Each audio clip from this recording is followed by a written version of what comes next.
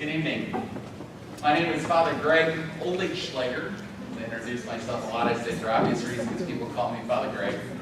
And I'm the vocation director for the Diocese of Jefferson City, and hopefully by now I'm starting to recognize some faces. And some of you have met me and know me. I've got to be at Mass about a month ago. I did all the Masses, preached all the Masses here a month ago for the parish at 8 o'clock on Sunday night, and then was privileged to be able to celebrate this past Sunday night. So I've been a priest for 23 years, and grew up in Jefferson City, and now am back in Jefferson City. That's where I live, even though I'm doing vocation work full time. That means that I'm living at the Cathedral Rectory, but I go to a different parish each weekend talking about vocations. And a nice God incidence of this week is that despite what all is going on in our nation, it is also National Vocation Awareness Week. And as we started off praying on Sunday night, I'd ask you to remember to continue to pray. That each of you, especially at this time in your life, when you're saying, God, where are you?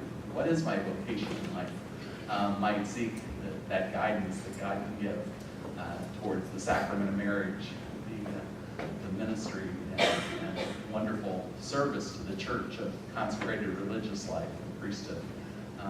Pray for those that you know that might be discerning, and pray for those, for each of us, that God may show us the way.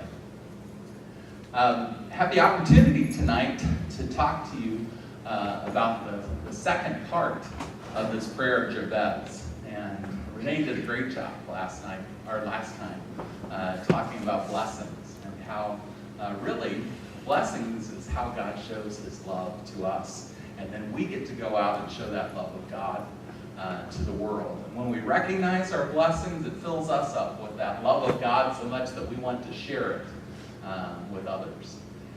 And so in this prayer now, Jabez prays that you might let me know those blessings and extend my boundaries. And he actually probably meant, in good Jewish culture, that he'd extend those boundaries so that we might have more protection from our enemies. Extend those boundaries so that we might have more land to cultivate and to call our own. And it was important for people at that time, tribal people, to have that land. They wanted to be a bountiful people. But it was all in the context of, God, you have blessed us. And I know, oh God, we serve you. Thank you for those blessings, and let us continue to share them with others. As we look at this prayer, though, what does it mean for us to extend our boundaries? Boundaries are important. You notice he didn't say, God, take away all boundaries. Let me have all the land. We as human beings need those parameters that God has set for us. And there are certain boundaries as human beings we don't want to cross. There are certain boundaries in our life that we may never extend. When I was in parishes, I'd go to wedding dances, and I'd always have people come up to me and say, Father, why don't you dance? Why don't you get up and dance? And I said, it's easy, because there's YouTube. I don't want to see that, and neither does anybody else necessarily. So there's going to be our own personal boundaries that we'll probably never cross. It's not who we are. But as Christians, and as Catholics, and as people who have truly been blessed, we are called to extend those boundaries in a way of opening ourselves up to where God may be leading. Opening ourselves up to be an instrument of God's grace and God's mercy, as we've been studying in this year of grace, year of mercy. And opening ourselves up to let others see the blessings that God has bestowed on us, so that they might be grateful for what God has given them, so that they might be attracted to the love of God that's seen in you, that you're willing to share and witness with others, and so that they might say, I want what they have, or how do I come to know the love of God in that way?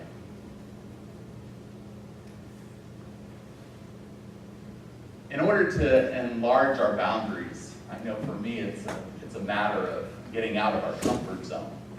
And it's easy easy to stay in those comfort zones.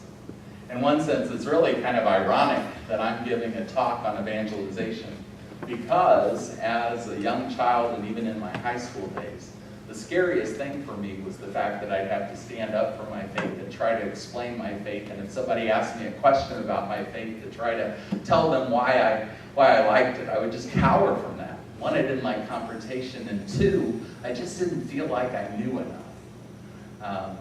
I took the name of St. Paul as my confirmation saint, because I said, I'm thinking about this priesthood stuff. I was even thinking about that in 8th grade. And it's like, if I'm going to have to preach, I might as well take a saint that's going to show me how to do it. He was a pretty decent one.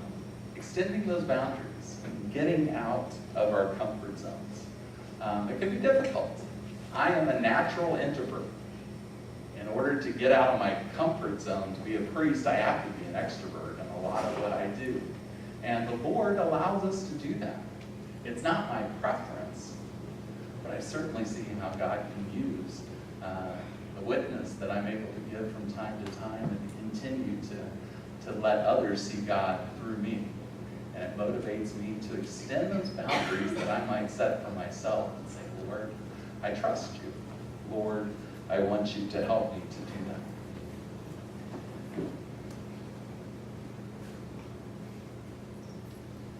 When we're willing to go out of our comfort zone, it can sometimes have incredible effects on people. It allows them to see us do incredible things. And it can be simple things that really doesn't have anything to do with faith or religion, other than just that sense of I need to show the love of Christ to another. Remember the Florida State football player, Travis Rudolph, a few months ago, or a month or so ago. And he was visiting this school, 20-year-old guy, and he saw this young boy sitting by himself. And so, just out of the kindness of his heart, he sat down with that young boy and had lunch with him.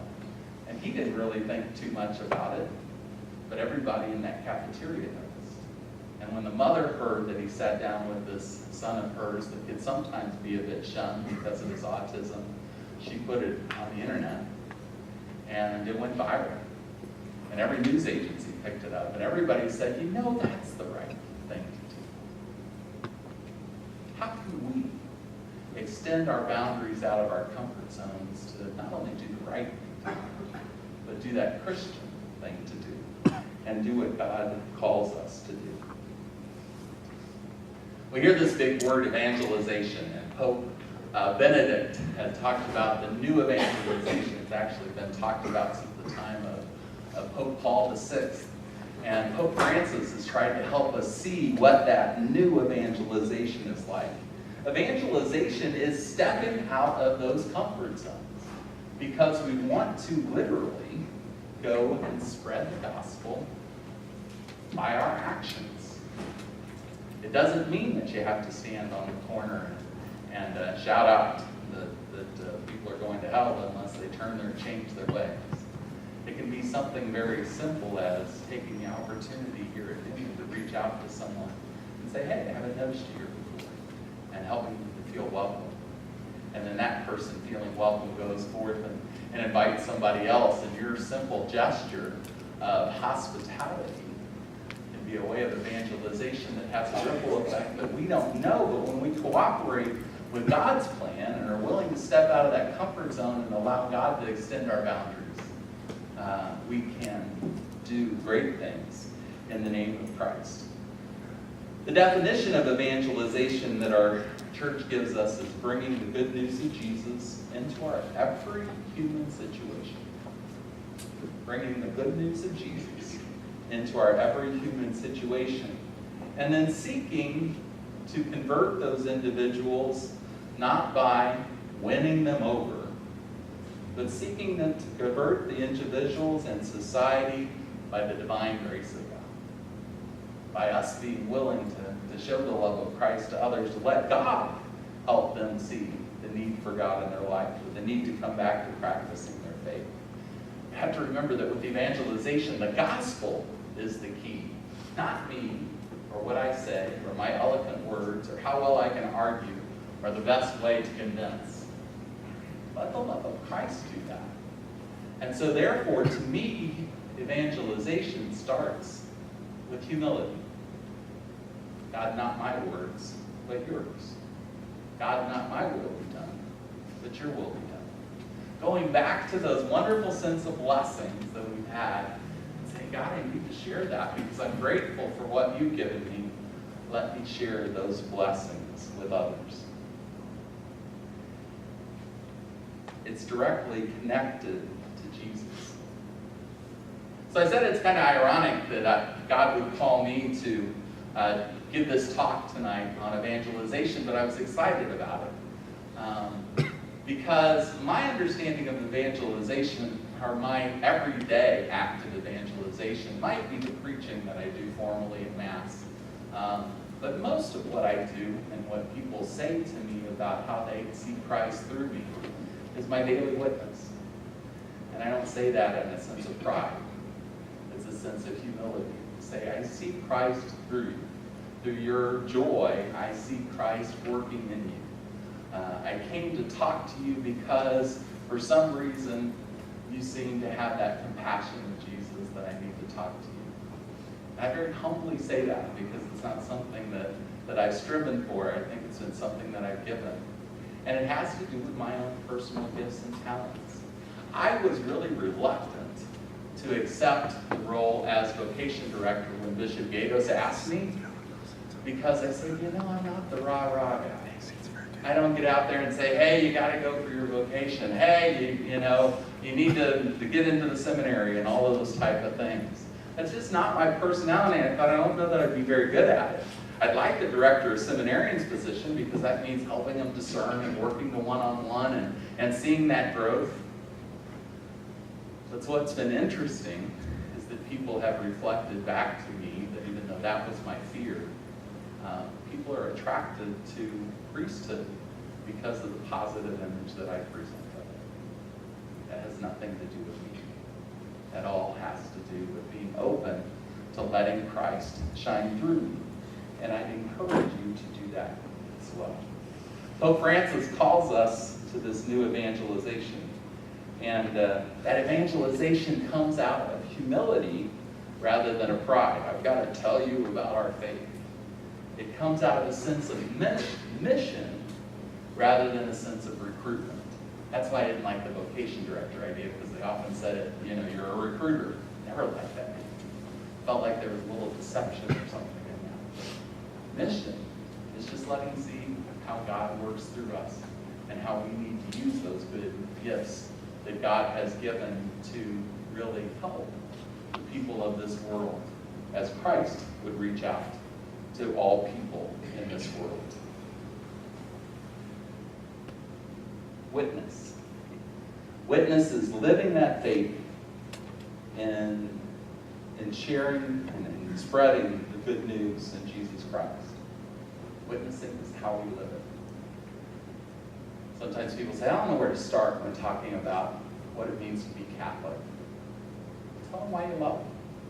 Tell them what it means to you to go to church rather than telling people that you really need to go to church. Tell people why the Eucharist has an effect on you each week as opposed to we all need the Eucharist to feed our faith. They're all important truths, but let people see how Christ works through you and how the sacraments help through you. I'd like to put those, Pope Francis has, throughout this year of mercy and throughout his time, his papacy has been helping us see what evangelization would look like. And Kevin Cotter from Focus, he's one of the people that does the curriculum for Focus, condensed those into 10 things, and I'd like you to look at those, to go over those just briefly. Do we have that to put up? We don't have any. Oh, okay, very good. I'll go over them, and you guys are going to look at them a little bit later. Pope Francis says that everyone is meant to evangelize. Everyone. Why? Because you're baptized. It comes from our baptism. So if you think, oh, that's not for me, it's like, yeah, it is. Just how is it for you? And to let God expand that and help you to see the different ways that evangelism means. The first time it might be admitting to your roommate that you're Catholic, when you might want to just kind of hide in the corner. The next step might be letting them know that you're going to Mass and why you go to Mass. And just continue evangelizing as you feel more and more comfortable in your faith and as you know that love of God and want to express that love of God together. When Christians witness, they're actively engaged in evangelization. Pope Francis reminds us that it gives us that personal fulfillment. And you all know that. You've had opportunities when you're able to share a story of faith with someone and they are really either moved to tears or had an opportunity to say, wow, didn't experience any of that. Maybe you were moved to tears as you were telling them about it. And there's just that sense of God is good. And knowing that you're right where you need to be, it brings that personal fulfillment. But remember that evangelization doesn't start as our relationship as a Catholic and as a Christian. Our evangelization starts with our relationship with Jesus. And so as we have this good relationship and continue to build that relationship, it'll be very evident that the way that we live our life is to follow Jesus. So taking that time for prayer, building that, reading the Scripture, spending some time in adoration, doing that Christian service, seeing Christ alive in the world and in your heart will help you to be a good evangelizer and extend our boundaries. We must witness the faith with our lives. We can't just keep preaching what Thomas Aquinas said, or we can't always say what Matthew Kelly says, or we can't say, this is what Scott Hahn said. It's so important that we internalize what they've helped us to see and witness to others with our lives. That's what's going to draw them in. And here's one of my favorites. An evangelizer must be joyful. Nobody's attracted to anything if you're scowling and can't believe, how terrible and sinful everybody else is, and all you can talk about is how people just don't understand what it means to be Catholic today, and I wish they'd shape up or they'd leave, or all of those type of things. It's that joyful witness that helps people to come and to know Jesus. Some of you were on the Awakenings, and your theme was Remain in Me. Within that chapter of chapter 15 of John, towards the end, John says that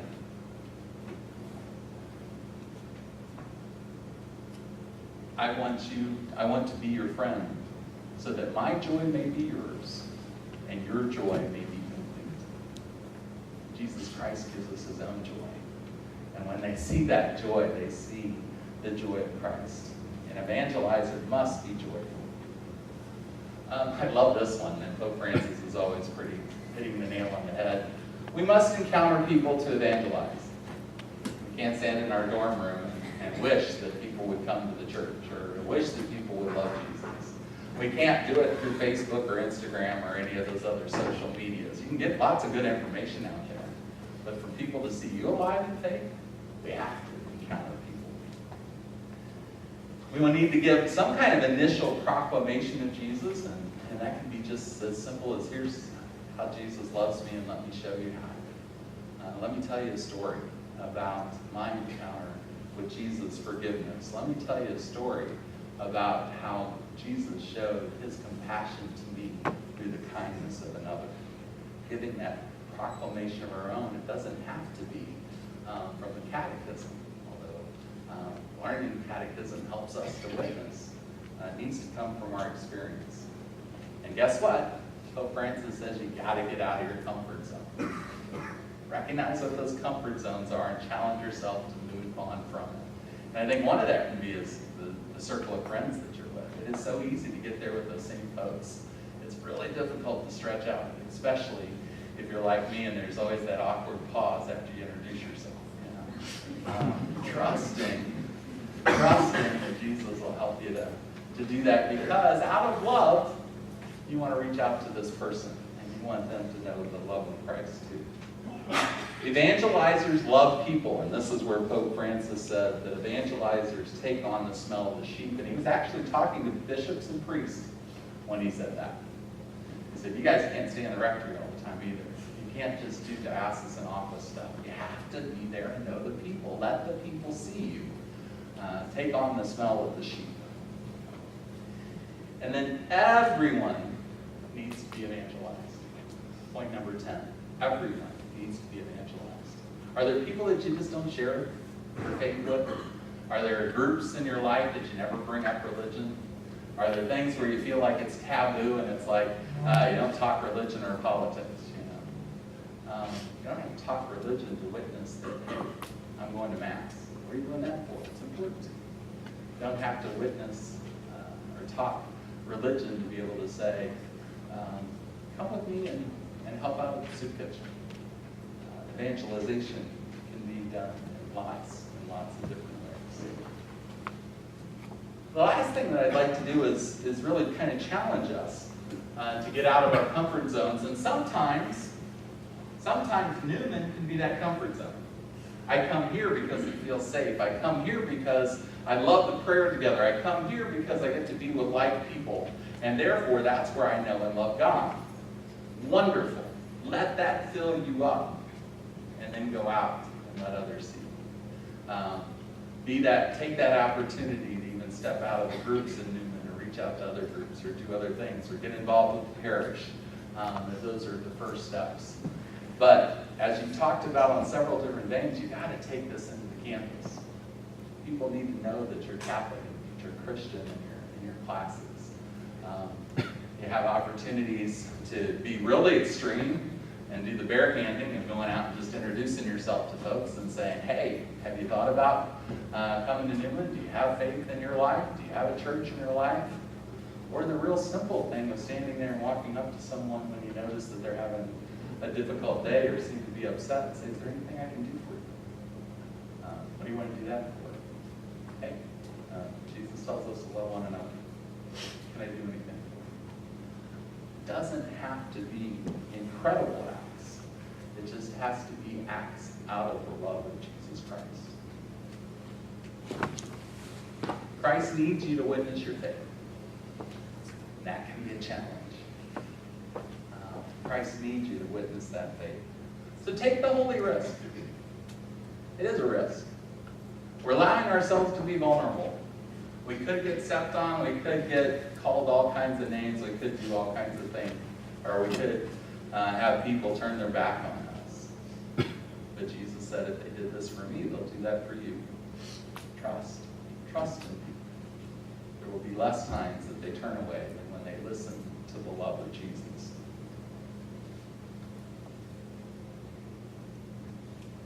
Some of the hate and the fear and the divisive words that have gone all throughout the internet today, some of the stuff that's been throughout the media with all this time of election, some of the things that candidates have said either to one another or about specific groups, can really bring us down and say, what's the use?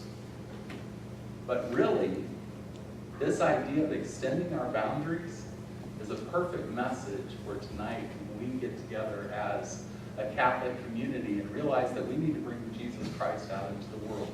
And all Jesus asks us to do is follow in his footsteps.